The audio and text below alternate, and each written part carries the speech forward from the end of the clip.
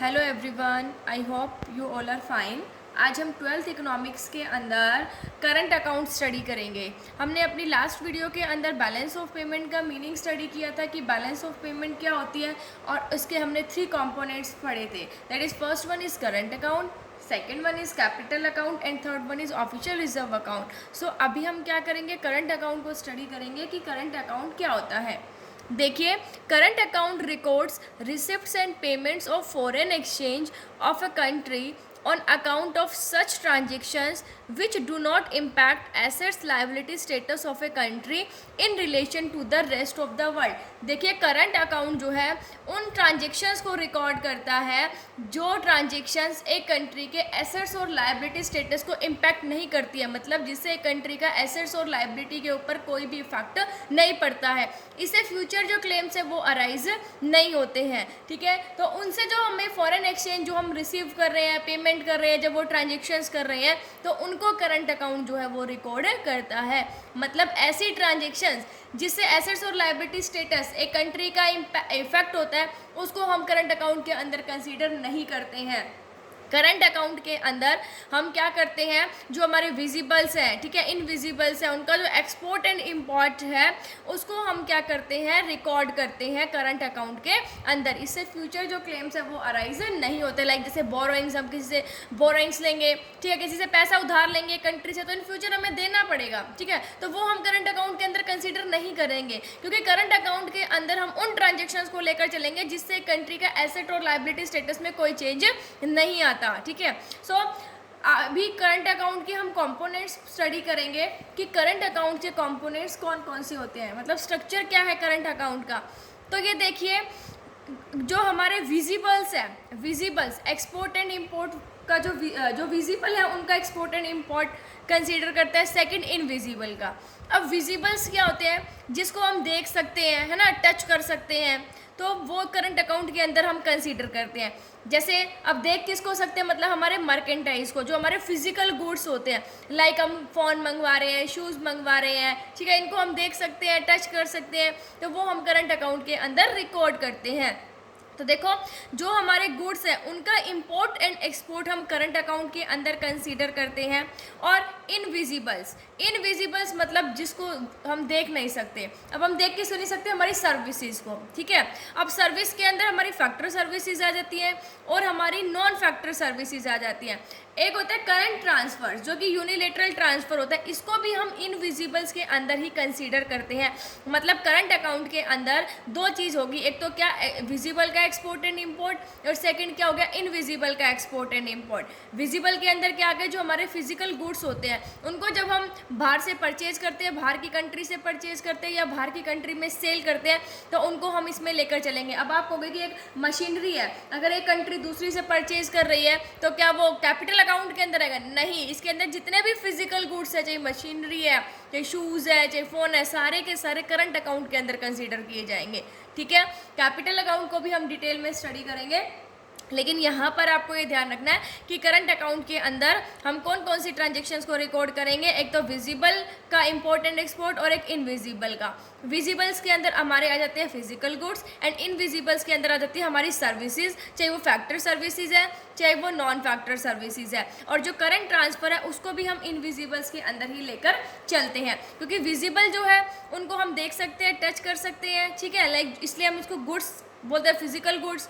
Invisible हमारी services जिसको हम टच नहीं कर सकते, देख नहीं सकते, ठीक है, like factor services. Non factor services, जो फैक्टर सर्विसेज के अलावा बाकी जो सर्विसेज है वो नॉन फैक्टर सर्विसेज में आती है। जो हमारे करंट ट्रांसफर्स है, यूनिलेटरल ट्रांसफर्स, जिसे हम वन साइडेड पेमेंट भी कहते हैं, वन साइडेड पेमेंट या रिसिप्ट, ठीक है, तो वो हमारे किसके अंदर आते हैं, करंट अकाउंट के अंदर ही इंक्लूड किए जाते हैं।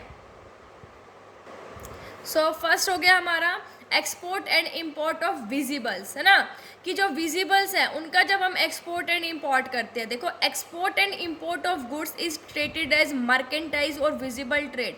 जब गुड्स का एक्सपोर्ट एंड इंपोर्ट है उसे हम मर्केंटाइज या विजिबल ट्रेड भी कहते हैं। इसे हम विजिबल ट्रेड क्यों कहते हैं? जो गुड्स होते हैं वो टेंजिबल होते हैं। टेंजिबल मतलब हम उन्हें देख सकते हैं। जब हम उनका इंपोर्ट एंड एक्सपोर्ट करते हैं तो हम उनको देख सकते हैं। जब वो गुड्स बॉर्डर क्रॉस करते हैं तो उनको हम देख सकते हैं, टच कर सकते हैं, इसलिए इसे क्या कहा जाता है, विजिबल कहा जाता है, क्योंकि ये गुड्स टेंजिबल होते हैं जिन्हें हम देख सकते हैं, टच कर सकते हैं। फॉर एग्जाम्पल, एक्सपोर्ट और import of cellular phones can be seen while crossing the border. देख, जैसे हम सेलुलर फ़ोन का एक्सपोर्ट एंड इम्पोर्ट करते हैं तो उस टाइम पर हम सेलुलर फोन्स को देख सकते हैं, ठीक है, इसलिए इसे करंट अकाउंट के अंदर हम ट्रांसफ़र करते हैं। तो विजिबल्स का जो एक्सपोर्ट एंड इम्पोर्ट है वो हम करंट अकाउंट के अंदर ही कंसीडर करते हैं। सेकेंड था हमारा export and import of invisibles. जो इनविजिबल्स है, इनविजिबल मतलब जिसको हम नहीं देख सकते, ठीक है, तो एक्सपोर्ट एंड इम्पोर्ट ऑफ जो हमारी सर्विसेज है और जो हमारे करंट ट्रांसफ़र है उसको हम इनविजिबल ट्रेड मानते हैं। इनविजिबल मतलब जिसको हम देख नहीं सकते, टच नहीं कर सकते, ठीक है, तो जो हमारी सर्विसेज है उसको हम नहीं देख सकते, नहीं टच कर सकते, बट जो करंट ट्रांसफर्स है उसको भी हम इनविजिबल के अंदर ही कंसीडर करते हैं क्योंकि वो वन साइडेड होती हैं। तो इनविजिबल्स जो है बैलेंस ऑफ पेमेंट अकाउंट के अंदर इनविजिबल्स में क्या क्या चीज़ें रिकॉर्ड होंगी, देखिए, monetary transactions related to export and import of factor services. जो हमने फैक्टर सर्विसेज का इम्पोर्ट एंड एक्सपोर्ट किया उससे जो मॉनेटरी ट्रांजेक्शन मतलब जो मनी की टर्म्स में ट्रांजेक्शन्स हुई वो, और export and import of non factor services मतलब फैक्टर सर्विसेज के अलावा बाकी जो बच गई सर्विसेज वो नॉन फैक्टर सर्विसेज के अंदर आएंगी। और जो करंट ट्रांसफ़र से रिलेटेड जो भी मॉनेटरी ट्रांजेक्शन्स हैं इसको हम बैलेंस ऑफ पेमेंट के इनविजिबल में कंसीडर करते हैं, ठीक है।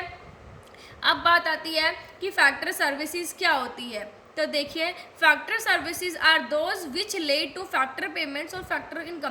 फैक्टर सर्विसेज वो सर्विसेज हो गई जिससे कि क्या, या तो फैक्टर पेमेंट, देखो जो सर्विसेज ले रहा है, एक कंट्री अगर सर्विस ले रही है तो वो बदले में पेमेंट करेगी, उसके लिए क्या हो गई, फैक्टर पेमेंट, और जिसको वो इनकम मिल रही है उसके लिए क्या हो गई, फैक्टर इनकम, ठीक है। So balance of payment account में फैक्टर इनकम कौन कौन सी होती है, देखो, कंपनसेशन ऑफ एम्प्लॉयज़ को, एम्प्लॉयज़ बाहर काम कर रहा है उसको जो कंपनसेशन मिल रहा है, और प्लस में इन्वेस्टमेंट इनकम। इन्वेस्टमेंट इनकम क्या हो गई, जैसे किसी को रेंट मिल रहा है, ठीक है, जिसने अपनी लैंड दे रखी है उसे रेंट मिलेगा, ठीक है, और इंटरेस्ट, प्रॉफिट, ठीक है, तो यहाँ पर जैसे कैपिटल पैसा दे रखा है तो उसे इंटरेस्ट मिलेगा, एंटरप्रेन्योरशिप उसे प्रॉफिट बचेगा, ठीक है। सो फैक्टर इनकम में के अंदर compensation of employees plus investment income, company जो एम्प्लॉयज़ काम कर रहे हैं उनको जो वेजेस मिल रहे हैं, हमने पढ़ा था कि जो हमारी फैक्टर सर्विसेज है, ठीक है, जैसे लैंड, लेबर, कैपिटल, एंटरप्रेन्योरशिप। तो अब जो फैक्टर सर्विस दे रहा है, मान लो मैं दे रही हूँ, तो मुझे जो इनकम होगी फैक्टर सर्विसेज अगर मैं दे रही हूँ, लैंड, लेबर, कैपिटल, एंटरप्रेन्योरशिप, तो मेरे लिए वो क्या है, फैक्टर इनकम, और जो देश मुझे दे रहा है उसके लिए क्या है, वो पेमेंट है, ठीक है। सो फैक्टर इनकम किसके इक्वल होती है, compensation of employees, that is wages, जो एम्प्लॉयज़ काम कर रहे हैं बाहर उनको सैलरी मिल रही है, जिसने अपनी लैंड दे रखी है उसे क्या मिलेगा, रेंट मिलेगा, लेबर मतलब जो एम्प्लॉयज़ काम कर रहे हैं उनको वेजेस, कैपिटल पैसा दे रखा है उसे इंटरेस्ट, और एंटरप्रेन्योर्स को क्या मिलेगा, प्रॉफिट मिलेगा। सो फैक्टर सर्विसेज के अंदर कौन सी सर्विसेज जिससे फैक्टर पेमेंट की फैक्टर इनकम होती है, फैक्टर इनकम किसके इक्वल होती है, कंपनसेशन ऑफ एम्प्लॉयज़ प्लस में इन्वेस्टमेंट इनकम। नेक्स्ट है हमारी non factor services. Non factor services factor services को छोड़कर बाकी जो सर्विसेज बचती है वो नॉन फैक्टर सर्विसेज के अंदर कंसीडर की जाती है। लाइक इंश्योरेंस की सर्विस होगी, एक देश दूसरे से इंश्योरेंस की सर्विस ले रहा है, बैंक की सर्विस ले रहा है, तो वो नॉन फैक्टर सर्विसेज के अंदर कंसीडर की जाती है।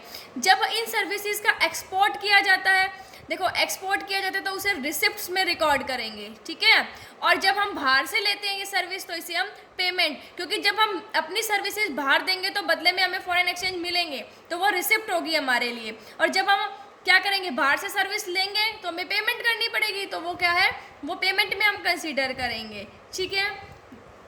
थर्ड आता है हमारा करंट ट्रांसफर्स। करंट ट्रांसफर का मतलब है ट्रांसफर्स फॉर फ्री, जो फ्री में ट्रांसफर हुए, मतलब यूनिलेटरल ट्रांसफर्स हैं, मतलब कि वन साइडेड, मतलब जैसे एक कंट्री को दूसरी कंट्री से कोई गिफ्ट मिल गया, कोई ग्रांट मिल गई, या रेमिटेंसीज, मतलब कि अगर मान लीजिए मेरा ब्रदर है बाहर देश में रहता है तो उसने मुझे पैसे भेजे, तो वो क्या है, वन साइडेड है, ठीक है, रेमिटेंस जो उसने भेजे वो हम करंट ट्रांसफर्स के अंदर कंसीडर करते हैं। सो करंट अकाउंट के अंदर हम दो चीज़ लेते हैं, एक तो export and import of visible और एक इनविजिबल। विजिबल के अंदर हमारे export and import of goods आते हैं, इनविजिबल्स के अंदर हमारी factor services, non factor services और करंट ट्रांसफर्स को कंसीडर किया जाता है। तो ये कहते हैं current account records all payment to the rest of world as debit. देखिए कोई भी पेमेंट कर रहा है, अगर एक देश दूसरे देश को पेमेंट कर रहा है, ठीक है, तो वो क्या है उसके लिए डेबिट, ठीक है, नेगेटिव में कंसीडर करेंगे, नेगेटिव साइन से इंडिकेट करेंगे।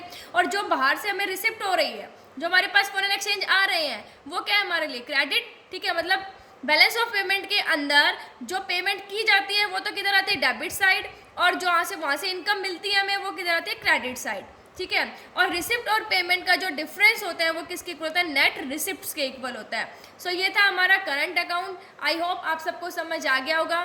Thank you, stay safe, stay home.